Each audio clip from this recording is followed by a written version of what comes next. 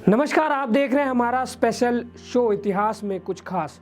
पाकिस्तान के पूर्व राष्ट्रपति और पूर्व सैन्य प्रमुख सेवानिवृत्त परवेज मुशर्रफ का रविवार को दुबई में निधन हो गया। वो 69 साल के थे और लंबे समय से बीमार चल रहे थे। उनके निधन की खबर पिछले साल भी आ रही थी। तब परवेज मुशर्रफ के निधन की अफवाह सोशल मीडिया पर फैली थी। तब उनके परिवार ने सेहत की जानकारी देते हुए बताया था कि परवेज मुशर्रफ के अंगों ने काम करना बंद कर दिया है और उनकी हालत में सुधार होना मुश्किल है। उनका इलाज दुबई के एक हॉस्पिटल में चल रहा था। डॉक्टर बताते हैं कि उन्हें एमिलोडोसिस नाम की एक गंभीर बीमारी थी। जिसे भी ये बीमारी होती है उसके शरीर के अंग काम करना बंद कर देते हैं, जिसके चलते उनका निधन हो गया। बता दें, जब वो राष्ट्रपति थे तब का उनका कार्यकाल बेहद खास रहा था, क्योंकि उन्होंने कई बदलाव किए थे। मुशर्रफ का जन्म 11 अगस्त 1943 को अविभाजित भारत में दिल्ली में हुआ था। उनके बारे में कहा जाता है कि 1947 में दिल्ली से कराची जाने वाली आखिरी ट्रेन पर सवार होकर उनका परिवार पाकिस्तान गया था। कुछ सालों बाद जब उनके पिता को तुर्की में तैनात किया गया तो वो भी उनके साथ तुर्की गए और वहीं उन्होंने तुर्की भाषा बोलनी सीखी।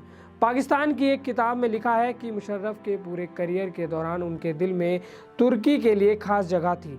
जब उन्हें अपने करियर के बीच में एक ट्रेनिंग कोर्स करने का मौका मिला तो उन्होंने तुर्की को चुना। हालांकि उसके लिए अमेरिका भी उनके पास विकल्प था। मुशर्रफ राष्ट्रपति से पहले सेना में सैनिक थे। कहा जाता है कि वो बेहद लापरवाह सैनिक थे। ये बात उन्होंने खुद स्वीकार की है। मुशर्रफ ने अपनी आत्मकथा on the line of fire में स्वीकार किया है कि वो अपने फौजी करियर के दौरान एक अनुशासनहीन और बात बात पर लड़ जाने वाले गैर जिम्मेदार और लापरवाह सैनिक थे। 1965 की बात है जब वो भारत के खिलाफ युद्ध से पहले ही जबरदस्ती 6 दिन की छुट्टी पर चले गए थे, जिसे उनके कमांडिंग अफसर ने नामंजूर कर दिया था। लेकिन फिर भी वो छुट्टी पर चले गए थे। उनके खिलाफ कोर्ट मार्शल की प्रक्रिया शुरू हो चुकी थी, लेकिन 1965 की लड़ाई शुरू होने की वजह से वो बच निकले थे। अपने पूरे करियर के दौरान अपने साथियों से लड़ने, अफसरों का आदेश न मानने और अनुशासनहीनता के लिए कई बार उन्हें सजा भी मिल चुकी है। इसके बाद उनके राष्ट्रपति का दौर आता है। बताया जाता है जब वो राष्ट्रपति बने थे तब उन्हें कई बार जान से मारने की कोशिश की गई थी। इसका जिक्र उन्होंने खुद किया है। एक दिन की बात है जब 14 दिसंबर 2003 को वो हवाई अड्डे से अपने निवास स्थान जा रहे थे। इसी दौरान उनकी कार के पीछे एक धमाका हुआ था। इसके बारे में उन्होंने बताया कि मैं अपने दाएं बैठे हुए सैनिक सचिव मेजर जनरल नदीम से बात कर रहा था। इसी दौरान मैंने अपने पीछे जोरदार धमाका सुना। मेरी कार के चारों पहिए हवा में थे। मैं समझ गया था कि ये एक बड़े बम का धमाका है, क्योंकि उसने 3 टन की मर्सिडीज कार को हवा में उछाल दिया था। इसके 11 दिन बाद यानी 25 दिसंबर को जनरल मुशर्रफ की हत्या का एक और प्रयास किया गया। वो कहते हैं कि जब मैं इस्लामाबाद कन्वेंशन सेंटर में भाषण देने के बाद अपने घर लौट रहा था तब भी धमाका हुआ। मैंने तुरंत अपने क्लॉक पिस्टल निकाल ली जो हमेशा मेरे पास रहती थी। कार के टायर फट चुके थे। मेरा ड्राइवर किसी तरह रिम के सहारे कार को चलाता हुआ मुझे घर तक लेकर गया। जब कार घर में घुसी तो उसमें से धुआं निकल रहा था और उसके बोनट पर मारे गए लोगों के मांस के टुकड़े चिपके हुए थे। इस विस्फोट में 14 लोगों की जान गई थी।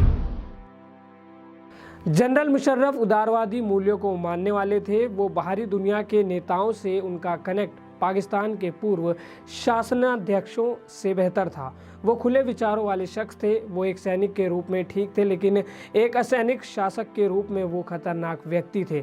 कई बार न्यायपालिका से पंगा लेना उन्हें भारी भी पड़ा था।